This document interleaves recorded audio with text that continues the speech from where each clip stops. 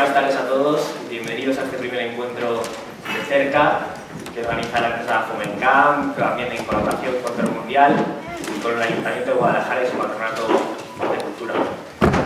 Nos acompañan hoy dos maestros, Iván Fandiño y Nieves Herrero y Iván Fandiño, dos maestros cada cual en su disciplina, y yo me vais a perdonar. Antes de empezar con la presentación y lógicamente agradeceros que estéis con nosotros porque bueno, pues estos días han sido, especialmente estos últimos días, un poco dolorosos, ¿no? Para toda la afición de Guadalajara. Sabéis que hemos perdido a un gran ganadero, y más como estaba otros días en Twitter también, a Juan Manuel Pedra, que queríamos mucho, que ha sido un ejemplo para todos, y me gustaría que, bueno, dentro de lo que cabe y si me lo permitís, pues este acto vaya en memorial tanto lucho por los toros, y os pido una oración para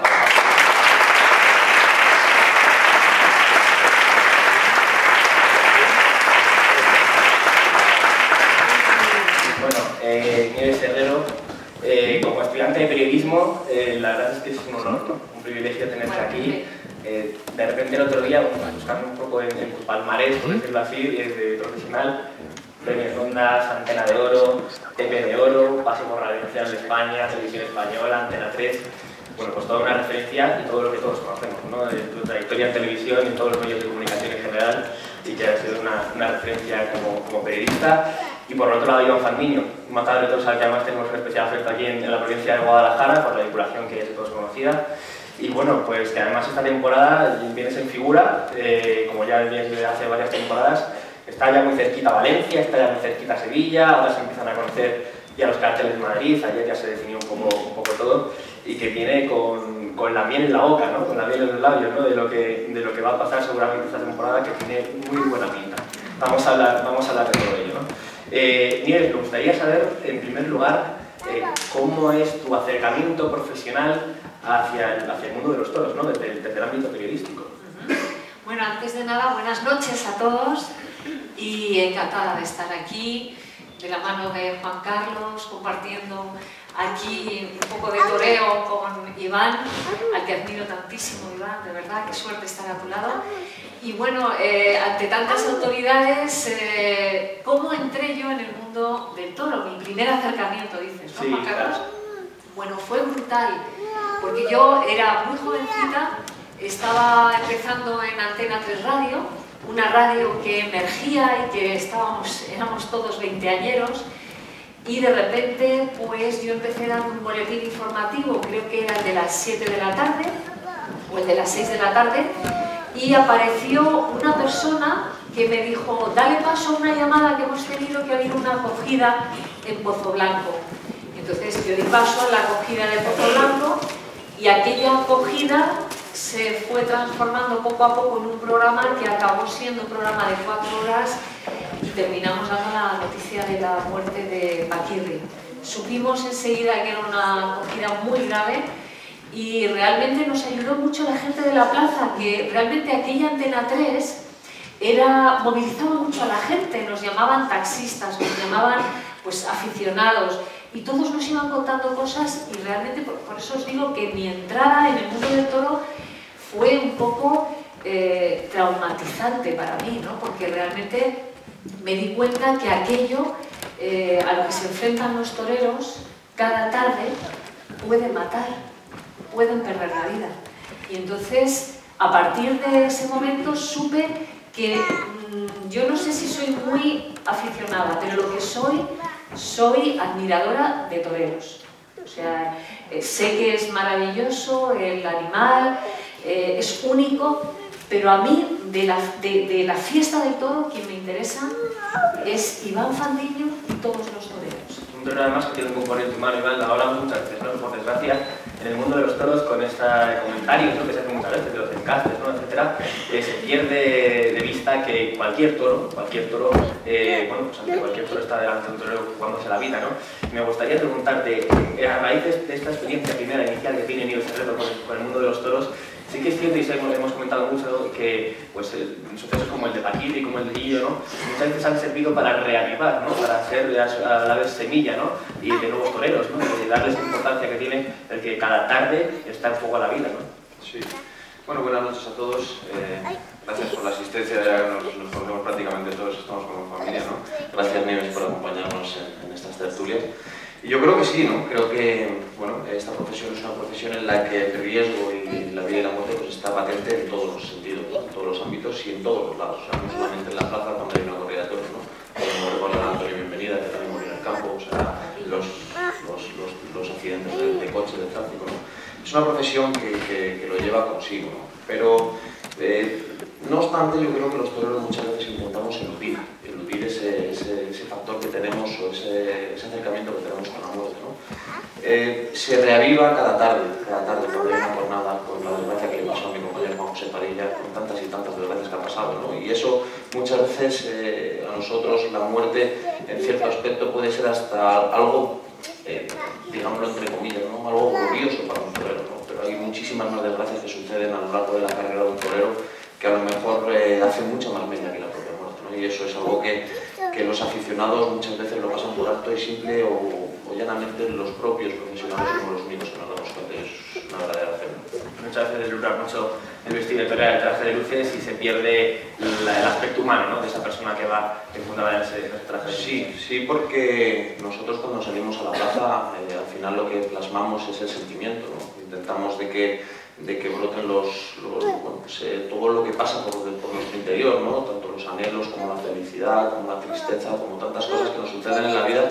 Al final lo que tenemos, creo que somos artistas, igual que un pintor plasma un cuadro, nosotros lo que tenemos que hacer cada tarde es plasmarlo tal y como nos encontramos en ese momento, en el estado de ánimo de nuestra vida personal, ¿no? Y eso, pues, trasladarlo una tarde y otra tarde y otra tarde y otra tarde, muchas veces te vuelves en una caparazón que dejas muy de lado a la vida personal y mucha gente, la mayoría de los aficionados, pues no conocen en sí a lo que es la persona, ¿no? Simplemente se paran a plasmar al torero que va reforzado con ese traje de luces y muchas veces es complicado de poder llegar a conocer a la persona. Oye, Iván, hablábamos antes de ese primer encuentro de Nieves Herrero por el mundo de los toros. ¿Tú recuerdas de esa primera entrevista o también preguntarte, ¿no? Por si en algún momento en esos primeros años de carrera, sobre todo como novillero, ¿no? Cuando ya empezabas a tener una trayectoria más larga, ¿no? ¿Tuviste cierta ansiedad, por decirlo así, que se genera en algunos profesionales taurinos por aparecer en los medios de comunicación, por la presentación? Hombre, sí, te voy a decir lo contrario, ¿no? Yo creo que al principio todos ansiamos la fama, ansiamos el estar en boca de todo el mundo, ¿no? Pero luego cuando verdaderamente te das cuenta de lo que quieres en la vida, ya no te paras a pensar en salir tanto a los medios, ¿no? Simplemente te paras a que se conozca más el lado de la persona, ¿no? Cómo piensas, cómo sientes, por qué haces las cosas que haces en tu profesión. Y muchas veces ahora ya buscas más en que en las entrevistas o que salgas en los medios de comunicación de una manera más profunda, más íntegra, no solamente la foto de turno y decir bueno, pues que ha sido una tarde buena, una tarde mala, ¿no? Yo creo que pasan muchas más cosas por la cabeza y por el corazón de un torero y creo que ahora mismo es lo que busco, que se plasme de mí. Nieves, hablabas, me ha gustado mucho, ¿no? De que te interesa mucho el factor humano del torero. Tú has conocido en tus entrevistas, ¿no? Y el otro día repasando un poco, ¿no? Decíando de las hemerotecas y viendo un poco a toreros, has entrevistado a bastantes toreros, pero me hacía especial gracia porque tuviste una secuencia de entrevistas, ¿no? Varias entrevistas de mucha dimensión mediática que fue a Jesús Endurique, ¿no? Y ¿no? Tuvieron muchísima repercusión en su momento, era un torero supongo que tenía muchísima influencia social, un torero de masas, probablemente de los últimos toreros de masas que ha habido, ¿no? Después el jury y tal, pero ¿cómo te acercas a ese factor humano, a la persona, ¿no? Al torero como persona, y en este caso en concreto, ¿cómo recuerdas aquellos años, aquel año con el caso de yo recuerdo que estaba también empezando en la tele, ya no en la radio, sino en la tele, y me presentan a un chaval altísimo y muy desgarbado, y que solo decía sí, no, Decía, Dios mío, ¿pero quién es este chico? No, es un novillero que tendría, pues yo qué sé, 16 años. Y yo dije, ¿pero tan alto? ¿Cómo va tan alto? Si es que le veía muy desgarbado, muy delgadillo. Y con el paso de los años de aquel novillero que entrevisté, pues le fui siguiendo y ya pues fuimos enredándonos, que eso sabes tú, que pasa mucho entre cantantes y toreros y entre periodistas y toreros, que te vas enredando. Entonces, pues los padres enseguida me llamaban, oye, mira, Nieves, que vamos a torear en no sé dónde, yo iba a verle. Y entonces empezó ya como matador, empezó ya a tener más éxito, tuvo alguna acogida muy grave y entonces pues nada, le fui entrevistando y me fui metiendo un poco en su forma de pensar, en su forma en fin, de comunicarse, y me dio entrevistas muy buenas, algunas incluso en una cama. Yo recuerdo en una cama en calzoncillos, él, y enseñando todas las cicatrices que tenía de distintas jornadas, ¿no? Y entonces yo le preguntaba y en lugar de contestarme me decía: ¡guapa! ¿Pero cómo estás? Entonces me descuadraba muchísimo. Entonces en aquel descuadre pues, me reía, y luego pues eran entrevistas que eran seguidas por mucha gente. Pero sí es verdad que al margen de lo que digamos de ese Jesulín al que yo presenté como cantante, lo siento porque creo que eso no le fue bien, pero sí que creo que sois todos unos filósofos. O sea, detrás de un matador de toros, yo me doy cuenta que no estamos ante una persona normal, son seres excepcionales que tienen una filosofía muy concreta de vivir. Yo creo que exprimen la vida, y si no, corrígeme, creo que vivís muy al día, que no estáis pensando en el mañana, aunque todos soñáis con morir en la cama. O sea, no, yo sé que es muy glorioso el ruedo y morir en el ruedo, pero todos queréis morir en la cama, porque además es lo suyo. Pero sé que os enfrentáis cada tarde como es mucho más que un examen, es casi una reválida de vuestra vida. Una mala tarde os pesa muchísimo en la espalda durante mucho tiempo. Por lo tanto, vuestra cabeza tiene que estar muy centrada. Siempre yo pregunto a los toreros: oye, ¿y las mujeres os descentran tanto? Yo no sé por qué me obsesionan que las mujeres os descuadran un poco, aunque no sé si es verdad. Bueno, ha habido de todos los casos, ¿no? Pero sí que es cierto que cuando tienes ese momento de estar conociendo, de querer salir, de querer, bueno, pues un poco vivir cosas que a lo mejor en tu infancia o en la juventud no las has vivido porque te has dedicado plenamente a tu profesión. Entonces, cuando llega una edad en la que tú empiezas a tener tu facilidad para tener todo lo que anhelas de esa juventud, pues sí que es cierto que muchos toreros pues, se descentran en el sentido de que tienen que andar saliendo, tienen que andar conociendo, tienen que andar... Pero bueno, cuando las cosas te vienen de forma natural, yo creo que el mejor estado de un torero es la felicidad. Y la felicidad puede ser al lado de una mujer o soltero, depende, pero yo creo que el mejor estado es la felicidad. Efectivamente, pero sobre todo lo que los toreros queréis es una vida muy centrada, muy centrada, muy en contacto con el campo, con el toro, siempre pensando en una buena tarde, soñando con que todos os saquen una... Sí, es que date cuenta que para nosotros nuestra vida gira en torno a lo que sucede en la plaza y al revés, ¿no? O sea, nos preparamos, nos mentalizamos y vivimos para que en las tardes en las que nos vestimos de torero pues todo sea gloria y todo sea pues, satisfacción personal, ¿no? Y con ello conlleva a que toda la gente que tienes alrededor pues, esté también feliz porque son los que están aportando a que tú llegues a conseguir también tus sueños, ¿no? Todo ello es un día y otro día y otro día. Entonces, cuando tú enfocas tu vida de esa manera, al final no sabes vivir de otra manera, y cuando la mayoría de los toreros se retiran, por ahí viene el hecho de que pierden tanto y necesitan de volver a torear porque no saben lo que hacer en la vida. Vamos, que cortáis la coleta y siempre estáis volviendo. Yo creo que no terminamos de cortarnos la coleta nunca, ¿no? Yo creo que los toreros cuando se retiran, aunque sea en el campo, siguen haciendo sus pinitos, pero sobre todo echan de menos esa responsabilidad. Fíjate que ahora muchas veces nos quejamos de la responsabilidad de las plazas importantes, los viajes, el vestirte de torero, y cuando dejas de sentir eso lo echas en falta, ¿no? Es como si te faltara el 80% de por lo que has luchado y vivido siempre, ¿no? Fíjate, yo conocí uno de mis primeros entrevistados, Juan Carlos. Uno de los primeros entrevistados fue Luis Miguel Dominguín. Tuve esa suerte. Me costó muchísimo que viniera a la tele, ya vino. Y me encontré con un hombre, un poco lo que está diciendo Iván, que se resistía, y eso que ya se había retirado, a estar retirado. Y decía: llevo muy mal que me conozcan por la calle como el padre de Miguel Bosé.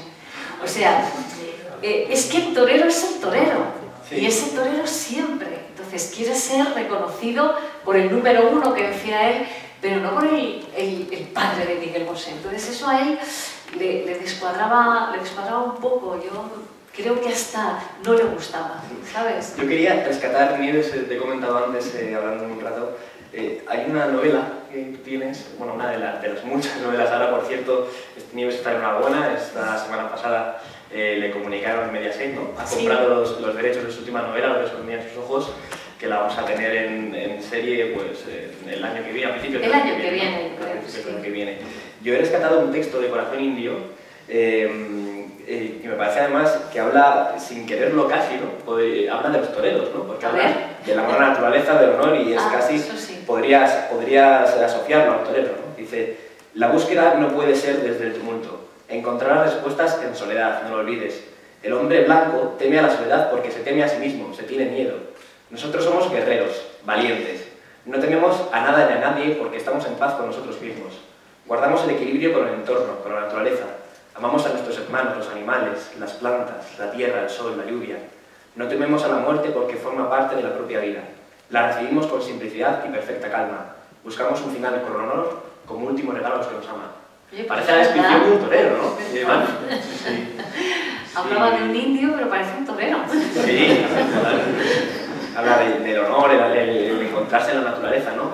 ¿Cuántas veces a lo mejor, incluso en mitad de la temporada, Iván, en esa vorágine, echas de menos pues, el irte al campo o te vas al campo en cuanto puedes para encontrarse? No es mi caso, porque yo en cuanto termino de torear no voy al campo, o sea, paso prácticamente todo el año en el campo, metido en el campo, y bueno, pues, si no es la noche misma que he toreado de irme al campo, es a la mañana siguiente, pero vamos, siempre estoy en contacto con el campo. O sea, lo necesito, además, como has dicho en ese texto, pues necesito buscar mi soledad, ¿no? Los toreros llegamos a un punto en el que por nuestra cabeza deben de pasar en décimas de segundo muchas decisiones, ¿no? Y la soledad muchas veces te hace encontrarte y te hace sabedor de lo que quieres conseguir y lo que estás dispuesto a sacrificar por conseguir lo que quieres, ¿no? Y eso, en milésimas de segundo, tener la reacción a una plaza de toros delante de un toro con esa exigencia y con ese público, necesitas de tener la mente muy despejada y, como has dicho, pues el alma y el corazón muy tranquilo consigo mismo. Sí, sí. Aquí dice, somos guerreros, valientes. El otro día, analizando también, preparando un poco este evento, veía un poco pues, varias entrevistas, ¿no? Que te hacían, y siempre hay un factor que te has planteado en tu carrera artística o tu trayectoria como matador de toros como una guerra, pero no como una guerra únicamente pues, contra una forma de sistema que no creías justo en un momento determinado o que crees que se puede mejorar, sino contra una batalla de ti mismo, ¿no? De una superación extrema, incluso entrevistas que te hacían después de tardes muy buenas, sobre la tarde de Cuadri en Madrid, etc., ¿no? Decías, no, todavía me da muy mejor nivel, todavía tengo que luchar contra mí mismo, todavía... Sí, pero bueno, eso es porque soy inconformista por naturaleza. Entonces, para cualquier cosa tengo una autocrítica muy fuerte, no me conformo con nada de lo que hago. Yo creo que al final ese es el secreto de las personas que están buscando algo, ya no solamente con hacer algo diferente, ¿no? sino con conseguir cosas a lo mejor muchas veces impensables, ¿no? Y para mí es un reto el hecho de marcar una época, de marcar cosas diferentes que todavía no se han llegado a conseguir, y es lo que me he propuesto y lo que estoy intentando lograr. De cosas diferentes habla también mucho Nieves, porque tú cuando fuiste, ¿no? en su día, que esa primera oportunidad, ¿no? laboral, lo hiciste de una manera un poco diferente. Un poco torera. Un poco torera, ¿no? Un poco... Hombre, no conocía a nadie en el mundo del periodismo y me lancé al ruedo, como haría a lo mejor un maletía de los que antes. Yo recuerdo cuando era pequeña que había muchos espontáneos, ahora ya no hay tantos, ¿no? Hay más facilidades. Hay más facilidades, pero yo recuerdo que de repente estabas viendo una corrida con mi padre en la tele y ¡pum! Alguien saltaba al ruedo y ahí con un trapillo y ya se ponían a torear.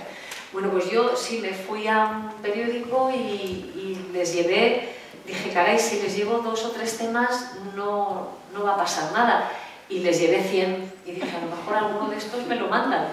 Y ya el director de aquel periódico dijo, 100.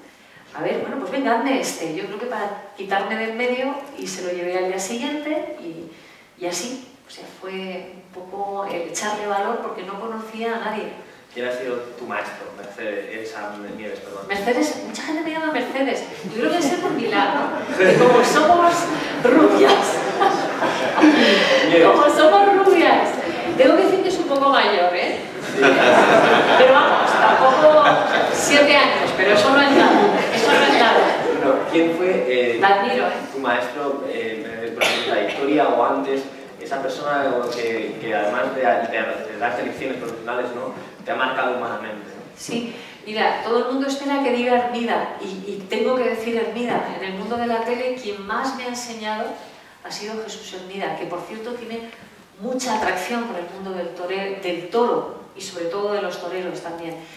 Pero el inicio de mi carrera, quien me enseñó mucho a ser un señor o una señora con un micrófono en la mano, fue Tico Medina. Tico Medina realmente me enseñó mucho. Me enseñó pues lo importante que es a veces no solamente ir con un micrófono y decir Iván, dime ahora mismo, sino tener un poquito de paciencia, como hacéis vosotros con el toro. Primero mirarlo, observarlo, y a veces entrar de otra manera. Por ejemplo, Tico me enseñó que a veces es más importante un queso de tetilla enviado a un personaje que quieres entrevistar, como por ejemplo fue en su caso. Se presentó en Cuba, fue allí a decir quiero hablar con Fidel Castro, y le dijeron, ¿está usted loco? En fin, le echaron de mala manera y dijo, he traído un queso de tetilla, estoy en el hotel no sé qué. Y a la mañana siguiente oyó un ruido espantoso y vio a alguien a caballo en mitad del hotel, y esa persona era bueno, pues Fidel Castro, diciendo, ¿dónde está mi queso? O sea, que eso me enseñó, que dije, caray, pues a veces hay llaves que no tienen por qué ser un queso, a veces es una carta, a veces es un detalle, o simplemente expresar. A mí me ha funcionado mucho cuando era muy jovencilla, me la juego, si no me das esta entrevista me echan, pues algo así, y todo el mundo es humano, o sea, no sé, lo máximo que yo he hecho de atrevimiento ha sido colarme por el lado de donde estaban los invitados y encontrarme con el Papa en el besamanos, en lugar de ir por donde estaban los periodistas, y poder ahí de repente sacar mi micrófono y decir, Santidad, soy joven y, perdóneme mi atrevimiento, quisiera hacerle 3 preguntas, y todo el mundo venir a quitarme, y el Papa de repente decir, no, un momento, ¿no? Aquel Juan Pablo II, joven, maravilloso, que vino en el año 82, pues golpes de suerte a veces, es suerte o que la buscas, ¿no? No sé. Entonces, la sagacidad, que también es tan importante, ¿no, Iván? Para buscar las oportunidades en el mundo de los toros. Hablabas ahora, Nieves, de cómo fuiste buscando, ¿no?, esas oportunidades. Iván también ha pasado lo suyo, ¿no?, para llegar a donde estás, ¿no? Ahora mismo. Una cuestión privilegiada. Sí, bueno, mis inicios han sido duros, han sido sacrificados, pues de tener mucha responsabilidad y de saber qué era lo que quería sacrificar, ¿no? Pero dentro de la dureza, al final yo era feliz porque estaba haciendo y estaba empezando a crear los cimientos de lo que quería conseguir en la vida, ¿no? Bueno, había dureza de la capea, del entorno en la calle, de la incertidumbre, de llamar a las puertas de las empresas grandes. Eso ya yo no lo viví tanto, lo vivió más mi apoderado, ¿no? Pero bueno, y al final lo que hacía era estar convencido y prepararme para cuando llegara esa oportunidad, como dice Nieves, pues saber que dependía de mí, ¿no? Porque en este caso los toreros sí tenemos esa suerte, ¿no? Porque depende de nosotros. O sea, nosotros cuando tenemos una oportunidad, todos los toreros tenemos una oportunidad, somos nosotros mismos los que debemos de solucionarlo, ¿no? A lo mejor en su caso pues depende también de otras personas y bueno, pues también de ese factor suerte en ciertas ocasiones, ¿no? Pero nosotros no, nosotros la suerte yo creo que hay que buscarla y tenemos la posibilidad de cambiarla en la mayoría de los sitios. Me gustaría preguntaros, ¿cuál es el momento clave? Porque habéis hablado mucho de un sacrificio muy callado, ¿no? Muchas veces en el mundo del periodismo recorres mucho la calle, vas a poner el canotazo, ¿no?, lo que llamamos el canotazo, haces guardia para conseguir una declaración y tener la exclusiva y ser más valorado. Y muchas veces es una trayectoria, un recorrido muy oculto, un recorrido escondido que hasta que tiene su reconocimiento, y el mundo de los toros lo acaba de ver ahora mismo Iván. ¿Cuál es el momento, me gustaría que nos contaseis, en el que tanto Nieves como Iván os deis cuenta de he llegado o he comenzado a llegar a donde yo quería? Tengo el reconocimiento de la profesión o de los compañeros, o estoy en el sitio en el que me propuse llegar, ¿no?, cuando empecé este recorrido. Bueno, en mi caso todavía lo estoy esperando. Todavía lo estoy esperando, es que no he conseguido ni, vamos, ¿qué te voy a decir? Ni creo que el 60% de lo que creo que soy capaz de dar en esta profesión. Sí que es cierto que me están viniendo cosas muy bonitas, cosas positivas. Mi vida profesional de torero ha cambiado muchísimo y la personal, por supuesto que también. Y tengo muchas más cosas de las que jamás había soñado tener, ¿no? Pero sí que es cierto que tenemos, o tengo, en mi caso, una ambición oculta que me hace que no me conforme con las pequeñas metas que voy consiguiendo, ¿no? Entonces yo creo que todavía ese momento de saber, de creer o creer que he llegado a conseguir lo que he querido no lo he tenido nunca, porque si no me hubiera estancado y no hubiera seguido creciendo en nada de lo que estoy haciendo en mi vida, ¿no? Y ojalá que tarde mucho en llegar a ese momento, ¿no? Todavía estoy dando esos pequeños pasos, viendo que voy consiguiendo las metas y que con cada meta que voy alcanzando me voy planteando otra, ¿no? Y todavía veo que puedo llegar mucho más alto de lo que estoy. Es lo que te hace a lo mejor, es lo que te hace a lo mejor tener esa ilusión, ¿no? Continua, porque siempre tienes una ambición, ¿no? Una nueva meta, como bien dices, y es esa ilusión que te hace vestir de luces cada tarde, ¿no? Porque ahora, por ejemplo, lo sé, venía de dentar, ¿no? Y has estado tentando esta mañana, está continuamente como dedicado, ¿no? A su profesión, como bien dices al principio, y yo sé que la mente ya tiene que estar en Valencia y... No, la mente va mañana, que voy a tentar otra vez por la mañana. Lo voy a hacer.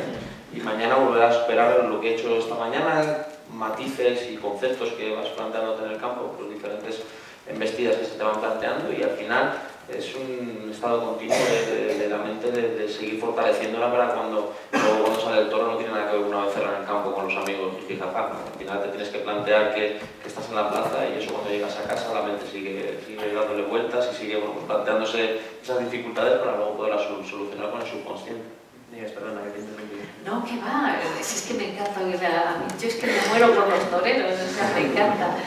No, yo sigo buscando mi oportunidad también, como dice Iván, ¿no? Si uno se levanta pensando que ya has conseguido todo, entonces es mejor irse, ¿no? O sea, yo tengo ilusiones, me entusiasman, por ejemplo, oír a Iván me entusiasma, me está dando unas ganas locas de entrevistarte y sacarlo en el mundo mañana.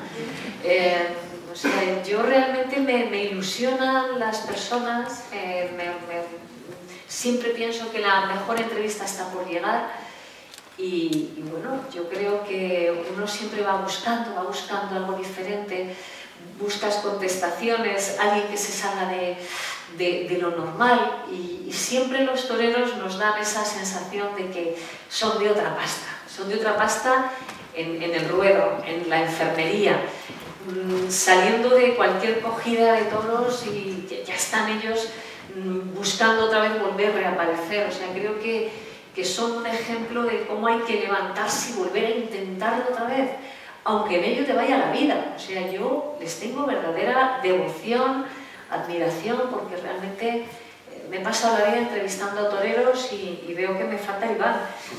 Pero realmente yo, pues con los Ordóñez, con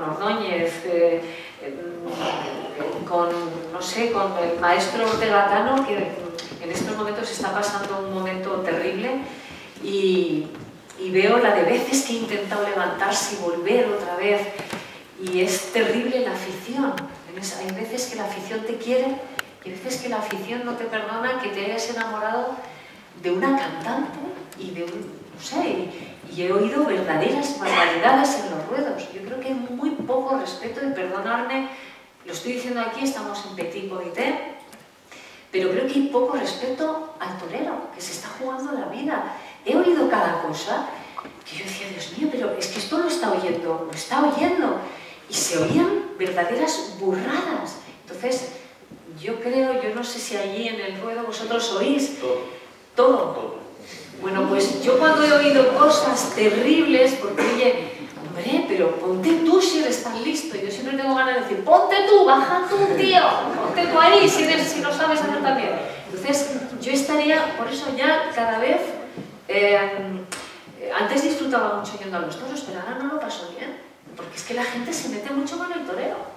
Y lo pasó francamente mal. Hemos pasado una época en la que se iba a los toros de disfrutar y divertirse a una época en la que se va a los toros con un objetivo de prisma y buscando el fallo para atacar. Yo creo que ahora mismo se está llegando a los niveles de exigencia para con la fiesta, que creo que muchas veces deberíamos de olvidarnos no tanto de eso, sino más de sacar los sentimientos y disfrutar, de vibrar como se vibraba antiguamente, y aún manteniendo, yo creo que la verdad del toreo, y creo que la seriedad, la dignidad que debe de haber en una plaza de toros, eso siempre lo tenemos que tener presente, pero creo que deberíamos de volver a aflorar todos los sentimientos, ¿no? Y disfrutar en la plaza y no ir tanto con una escopeta cargada. Y a comer, porque yo veo que la gente va forrada de comida. Sí. Me quedo impresionada. Pero ya, no sé, pero comiendo mucho. ¿Qué dices, Dios mío? Pero vamos, yo no sé cómo puedo comer mientras las personas están ahí jugándose la vida, y yo muchas veces digo, ¿no para usted un momentito que va a matar el toro? Es que no paran de comer, es increíble. Se para mucho la merienda. Ahora, vienes pasando clases también en la universidad. Iván, te hemos visto ahora en tu campaña americana, has hecho varios encuentros con jóvenes. Aquí también en España estás muy implicado también en Argentina con lo que es el tema de la docencia, entrenando muchas veces con los chavales.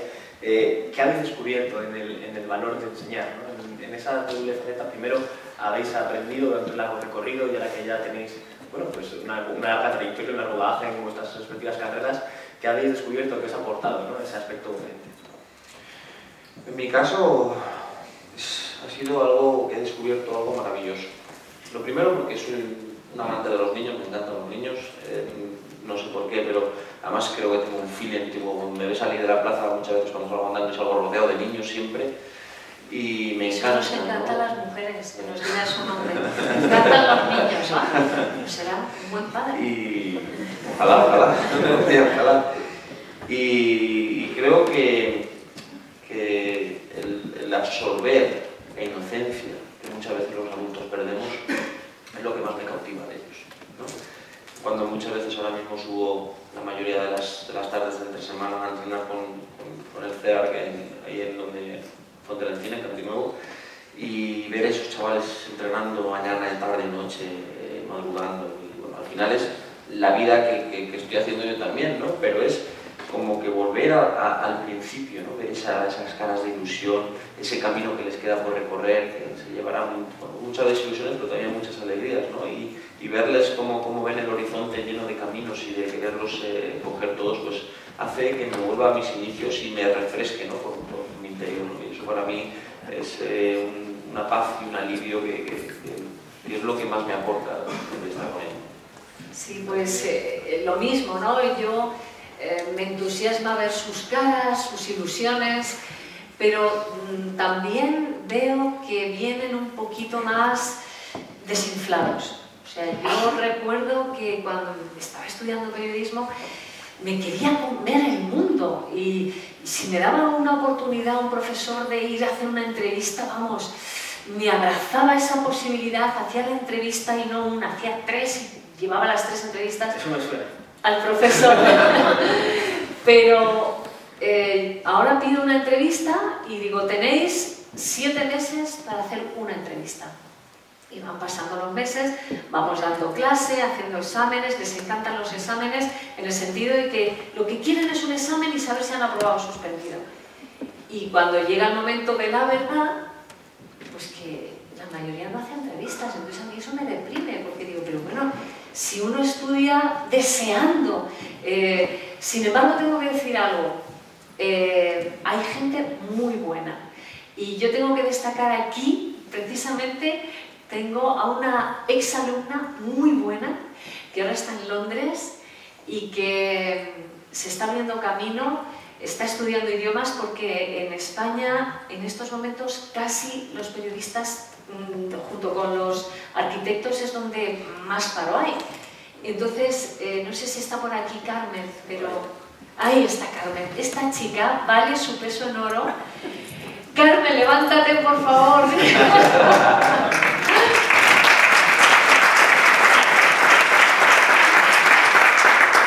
Bueno, pues Carmen, tú eres testigo de cómo al final de curso no todo el mundo tenía la entrevista.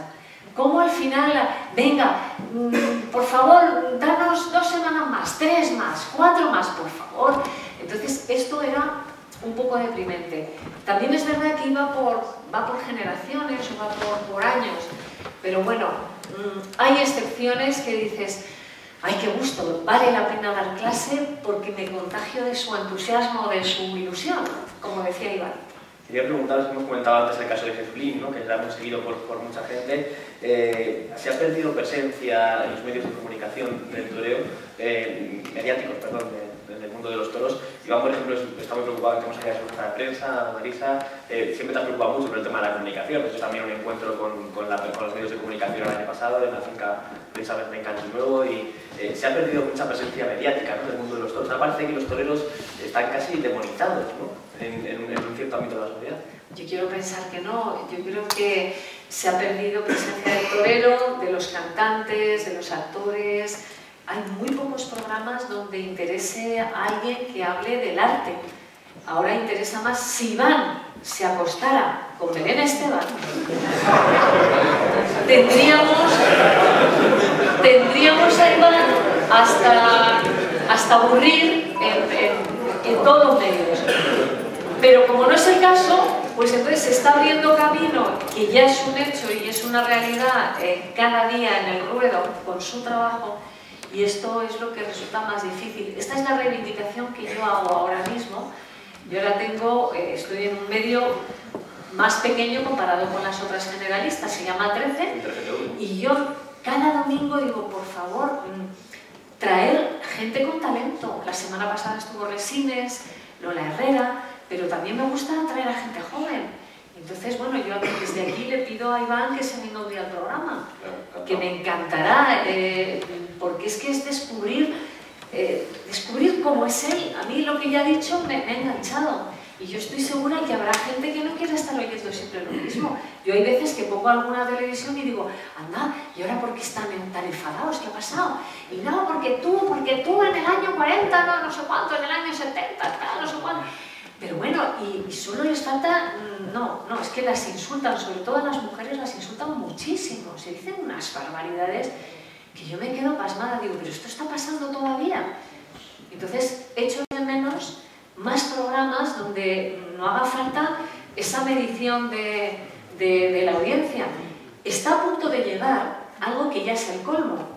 Está a punto de llegar una medición de audiencia que cuando nos la instalen a los profesionales sabremos, cuando tú digas, por ejemplo, hola, buenas tardes, Iván, y tú me digas hola, buenas tardes, si va a llegar el punto de que si yo veo que todo el mundo se empieza a ir, te diré, muchas gracias, y no has dicho nada. Solo has dicho buenas tardes, pero si yo veo que empieza a bajar, a lo mejor ya te digo muchas gracias, nada más. Y entonces eso me parece que puede ser terrible para... O sea, si ya vamos a llegar a ese extremo, porque ahora sabemos las audiencias al día siguiente y podemos más o menos saber qué funciona o qué no funciona, aunque de esto nunca se sabe nada. Pero si ya llega ese medidor de audiencias, que ya os digo que creo que llegará para diciembre, entonces va a ser terrible porque veremos a lo mejor a alguien con talento, que a mí me lo decían, Severo Ochoa. Yo le llevé a un magazine y me decían, te va a bajar la audiencia. Decía, pero no, por favor, es un premio Nobel. ¿Cómo no vamos a traer un premio Nobel si tengo la oportunidad de traerlo? Es verdad, fue el programa menos visto, de verdad, es que fue una realidad. Pero ¿y lo que ganamos los que lo vimos? Los poquitos que vieron aquel talento de aquel hombre, ¿cuánto ganaron? Hasta el punto que para mí es el personaje inolvidable.